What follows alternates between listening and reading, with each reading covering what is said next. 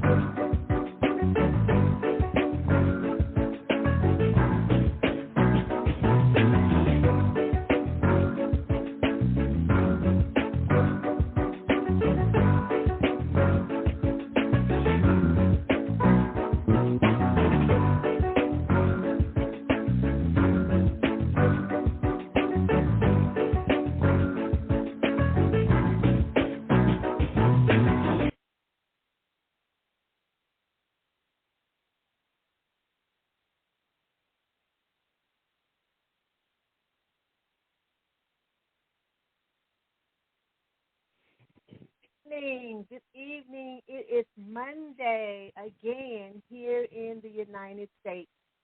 We are on the Jadasa Live broadcast located right here in St. Louis, Missouri, but globally across social media platforms and Blog Talk Radio. I am your host, Cynthia or Bennett. Here on the podcast, we talk about issues dealing with abuse and neglect, and we raise awareness and provide resources and offer hope through educating, edifying, and encouraging in our communities, locally and globally. I want to thank you, our viewers and our listeners, and we ask that if this podcast is helping you in any way with your families and your friends and your associates, the Jadasa organization is asking you to take time out to go to our website, social media pages, to see the causes that we raise for the women and children. But before we also want you to do this, we want you to like and share this page, like and share. You never know who down on your timeline needs this information. And so we're asking you to like and share this broadcast. So before we get started, I have a few announcements that I want to read to you and put before you. And I want you to mark this on your calendar because we have a lot of things that's going on. And so I'm going to add these announcements to the screen right now. First, we have, of course, our weekly support group session, Sister program. It's on Wednesdays from 7 to 8 now. We are going to be back in our office, and we're going to move it a little bit earlier, maybe 5:30 to 6:30. So when you get off of work, you can come straight there, because I know if you're anything like me and you get home and pull them shoes off, it's a wrap, okay? So we're going to move it up. Again, if you want to be a part of this, there's information on the screen to let us know by noon that Wednesday so we can prepare. If no one comes in or logs in, then we won't have it that day, but it is available to you. So I just want to put that out there. Our next slide is our summer developer program. Our developer program where we deal with girls ages 10 through 19 to teach them about basic computer programming. We talk about entrepreneurship, personal finance, and we teach them how to create their own mobile app to combat financial literacy and financial abuse, and that's the topic that we're going to talk about tonight. So I'm pretty excited about that.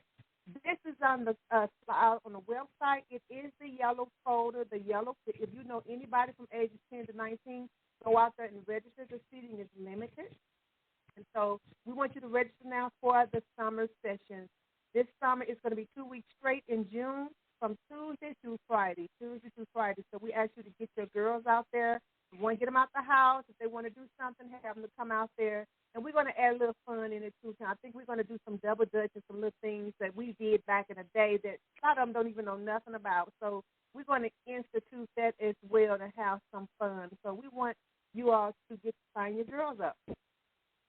Ladies and gentlemen, the Many Shades of Trust. This is an event that is sponsored by Jadasa as well as Baucom's Life Celebration Center.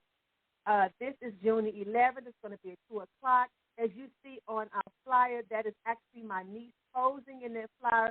We want you to see the chic attire that we're talking about, the many shades of Chuck. Put your Chuck tennis shoes on. You can dress it up, dress it down, put your shades on, and come out and be a part of this event. We have a lot of auction baskets. The next day is Father's Day. We got a humongous auction basket for Father's Day, different auction baskets that you can come out and look at. So we want you to get your tickets. They are out online right now. Go to our website. Again, rock those chucks, put them shades on, dress it up, dress it down, because I'm going to be out there doing the same thing. And we want to see you because this is resources that we're raising for women and children who we work with and deal with on a daily basis. And we need you because you are a part of the community, and we need you, okay? Last but not least, I want you to keep this on your calendar. This is Jadasa, the Run, Walk Against the Race, a race against abuse. So next day after Many Shades of Chuck, which is Father's Day. We're going to post that, and we want you to be a part of this event. Okay, so I just want to put these out there. I want you to mark your calendars, put it out there, and just be on the lookout. But right now, you can go out there and register and get your ticket for Many Shades of Chuck. It is going to be a wonderful event. We want you to be a part of it. We want you to be with us so we can help raise funds to help women and children. And so we can't do it without you, and we are looking forward to you to be seeing there and being a part of this event. So now back to our announcements. But if you want more information and resources out there, you want to see what else is going on with Jadasa, you can go to our website. So tonight, let's talk about a topic that I ran across, and I was so excited about the topic that is being raised, that is being talked about. You know, a lot of stuff is now coming up and coming to the forefront and coming to the top and rising to the top that has been buried and swept up under the rug, and people thinking it's one thing and it's not that and it's something else. You know, and if you don't educate, then how will we learn? And so I was excited about this financial abuse that they talk about, and that's why we started to develop a program. Because of things like this, people stay in situations because they don't just happen to want to be in that situation because it's dealing with finances. It's dealing with finances. A lot of them don't have a job. They don't know if they leave, where am I going to go? Who's going to take care of me? And especially if they have a family that they have to take care of, they're worrying about their kids as well. So abuse survivors normally put themselves last, especially when they have kids, because they're worried about their kids, they're concerned about their kids, and rightfully so. And so tonight we're going to talk about lawmakers who are considering expanding the definition of domestic abuse to include financial and mental abuse. Now, the title said financial and mental abuse, but this financial abuse is so big, I'm just going to deal with that tonight. I'm not going to deal with the mental abuse. I just want to deal with the financial abuse, where lawmakers are considering expanding this definition. And so as we slowly transition back into the field, reeling from the loss in employment, the loss in businesses, and the loss of income. And with prices now, with gas and food and everything shooting up like cannon, it is possibly affecting finances across the board, you know. And so this topic at this time is befitting, and I have always discussed it in my presentation, that financial abuse is a part of abuse. And so we're going to talk about that because a lot of times we don't realize that that's what's going on, but it has a name to it. And so once we get that name, you know, we can identify with it. But sometimes we know like something don't seem right. We just can't put our finger on it. Well, tonight we're putting our thumb on it because we're going to identify what this financial abuse is, and lawmakers are working to try to expand that under domestic violence. And if that happens, then that's resources that we can allocate to that crime or that area. And so we talked about that in this story. And here is a victim, you know, a mother of three, like so many other clients I have worked with, who separated from her husband. And she told the court that even though he dragged her out of the bed and shoved her down the steps and onto the kitchen floor, you know, He said, even though that was like physical abuse, and of course it was painful and it hurt her children to see that. But she said that the daily insults that hurt the most, taking the money away and holding things back and stuff. I'm gonna get into that. Those were belittling that makes you feel worthless. That somebody will make you do things and hold finances and hold things that you need, not necessarily just you want, but even if you want it, but some of your needs because of selfishness, and it makes you feel worthless. And so this particular client, this lady said, and so when you feel that way, you start to question your own self-worth to the point that now, get this, his voice becomes your voice. So you mimic what he sees, and you start believing what he sees.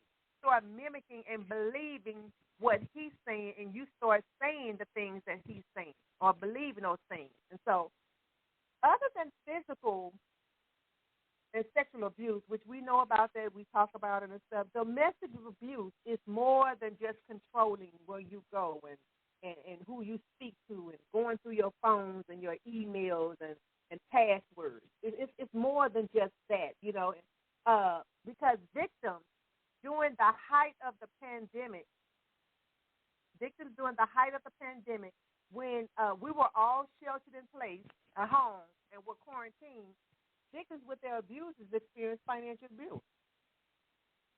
On top of the other abuse, kind of abuse is hard to see. It doesn't leave bruises.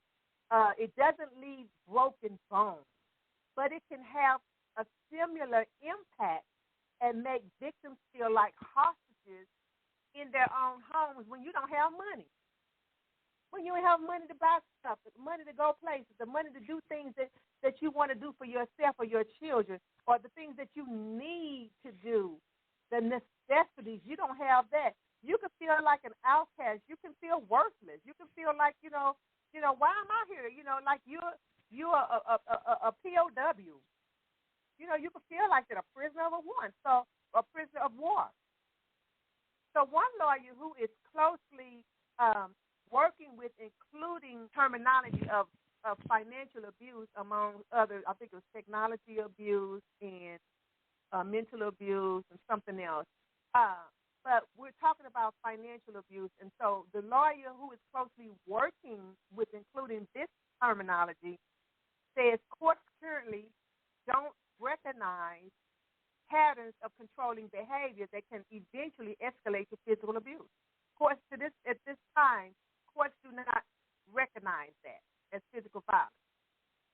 So now there's a growing movement in state legislatures across the country, including Massachusetts, and this is where this started, to expand domestic abuse laws to help victims get help for controlling behavior and financial abuse. Because right now, you can't get it. But if they put that under domestic violence umbrella, then there are agencies like ours and others who can provide services once it comes up under that. So we are really helping and hoping and doing what we can to give out insights and our stories and talk about the things that our clients go through so they can try to push that bill in there.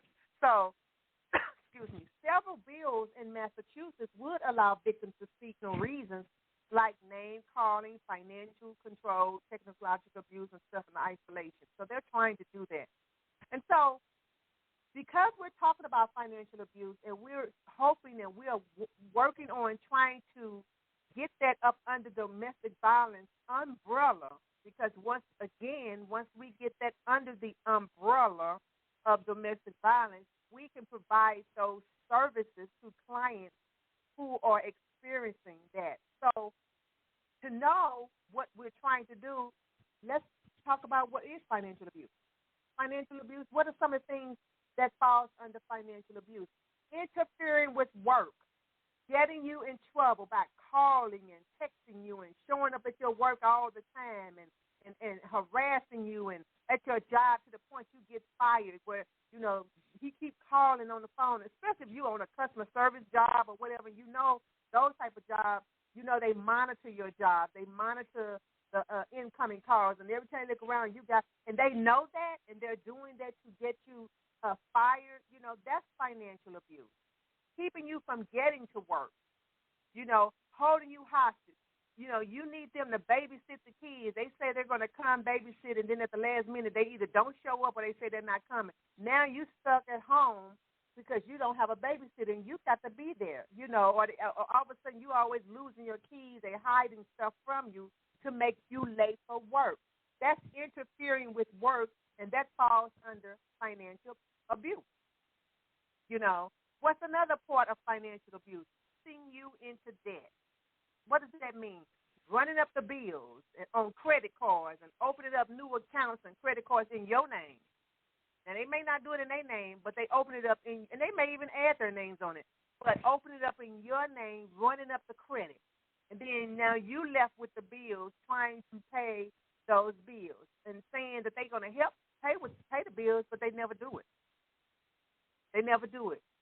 Pressuring you to sign things or to sign an authorization for them to get documents in your name. You know how we do. The one thing that I've run across some victims who deal with this is putting cars in their name. And the car is in your name, but they driving it. They driving it. So if anything goes wrong with that car, they get in an accident, they can walk scot-free. Their name is not on the car. But you stuck with that debt. You stuck with trying to get that car fixed. You dealing with the insurance company or the person that you hit or he hit or they hit, you know, and now they're going after you and your insurance. Now your rate's going up, which is more money out of your pocket. You know, you got to get the car fixed. You got to pay for the repairs and all that stuff. Doing all of that, that all falls under financial abuse. Making you prioritize your obligations while they do things that they want to do. All of a sudden, you got to put all the money first to pay the bills that's due, but then every time they go around, they coming in with a pair of new Nike sneakers on, or they put, you know, they got some Timberland boots, or they done bought some new jeans, or they done did something. They done went on a weekend trip with the fellas or whoever, but you got to stay here and take care of the bills. You know, you never know what the resources they have. You know, you don't know what's happening with the money that y'all sharing. You know, all of a sudden they got the money. They don't want to share nothing. They don't want to tell you nothing. They don't want you to see their bank accounts, even though both of you all own the bank account, you know. But they got the run of the meal of it. They names on it. They signing checks. They doing all this stuff. You can't even get checks. You can't sign checks, debit cards and all this stuff. Giving you an allowance.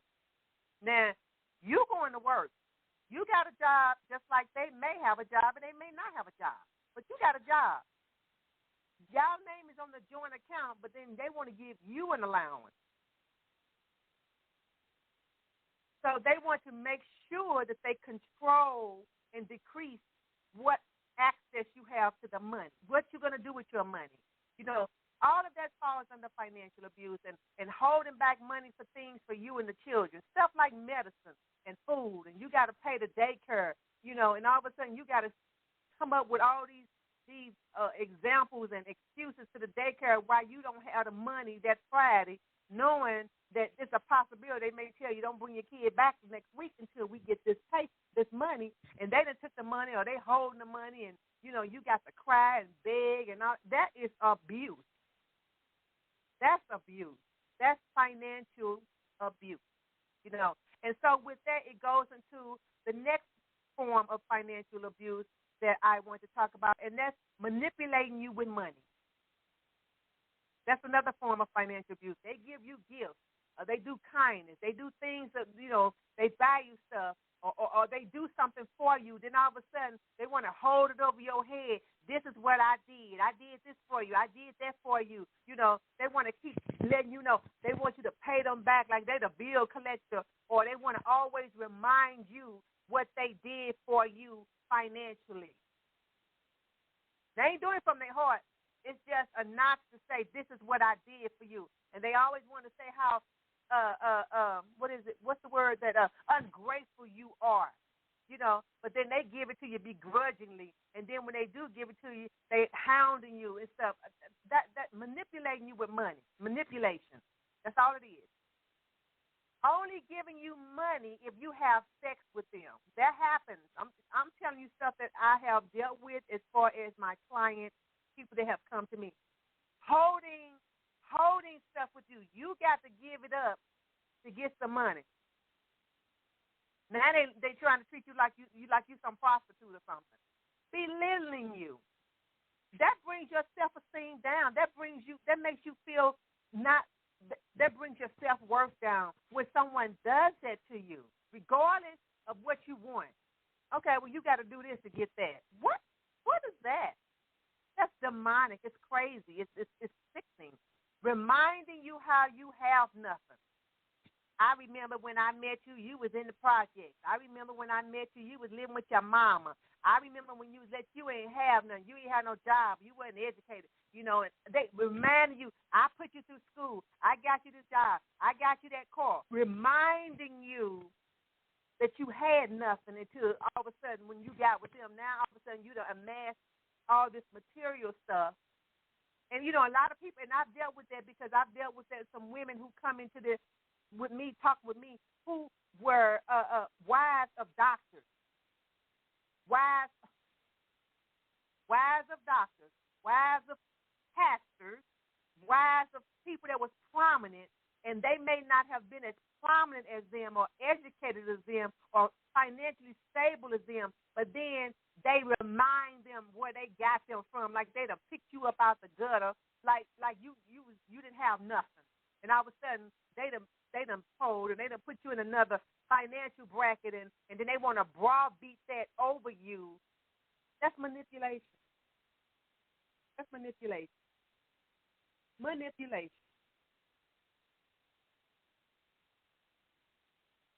And lastly, I want to talk about messing with benefits and legal threats.